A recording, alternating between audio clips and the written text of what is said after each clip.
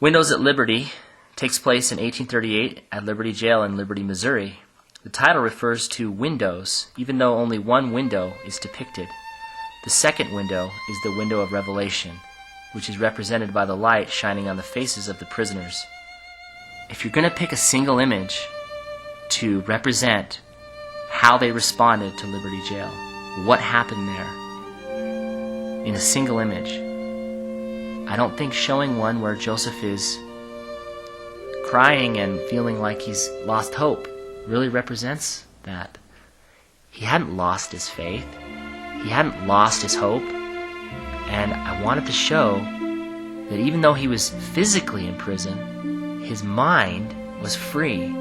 Revelation was coming. He was not imprisoned in his mind through depression or despair. You have revelations like this, you're getting a view of eternity that's way beyond the walls of the jail you're in. And the people with him were that way too. Hyrum Smith's son had been born while Hyrum was imprisoned. He first saw his infant son around February 1st, 1839, when he was brought to Liberty Jail by his wife, Mary Fielding Smith. It was there that Hyrum blessed the infant and named him Joseph Fielding Smith. Lyman White was a member of the Quorum of the 12 Apostles. Lyman was nicknamed the Wild Ram of the Mountains. He was a colonel in the Missouri militia and a counselor to Joseph Smith. On the way to Liberty Jail, Lyman was told that if he did not denounce the prophet, he would be shot the next morning. To this he replied, "Shoot and be damned." Alexander McCrae was the tallest man in the jail. He stood at 6 feet 6 inches tall in his stocking feet. It was said of him that there was not a cowardly hair in his big, red, shaggy head. Later, he became captain of the Nauvoo Legion and went west with the Saints.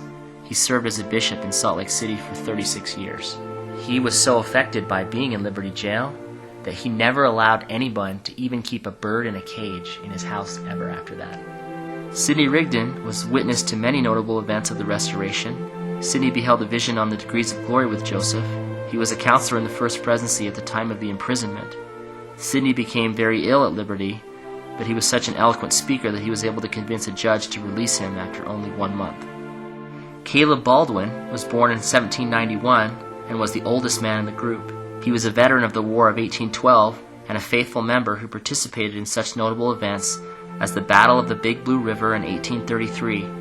During this time, Caleb was pulled from his home and severely whipped, leaving scars he would carry for the rest of his life.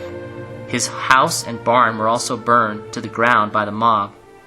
Caleb went west with the Saints, but died 9 months after his arrival in the Salt Lake Valley.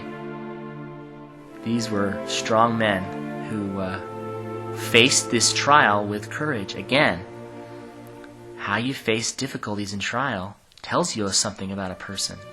And in some ways, for men of action like these men were, to not be able to take any action, to just be hearing reports about the Saints being driven out of their houses and people, leaving their blood trail of their bare feet in the snow, that was what bothered him the most, as he says, not being able to be out there and to help. They weren't focusing on themselves. They were seeing beyond the walls of Liberty Jail to the trials of the Saints and to the future, and what the future would hold. The theme for the overall feeling of the painting was based in part on the following quote from the prophet Joseph Smith regarding the period. Quote, "During the time we were in the hands of our enemies, we must say that although we felt anxiety respecting our families and friends who were so inhumanely treated and abused, we felt perfectly calm and resigned to the will of our Heavenly Father.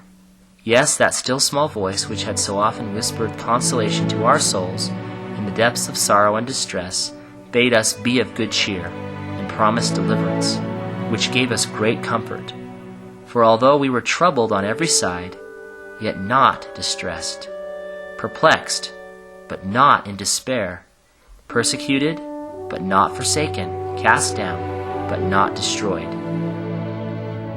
I think it sends a message to us that in our own lives, when we're experiencing really hard things, whatever those are, if we look past that to eternity and say there's more to life and to eternity than what is in these four walls.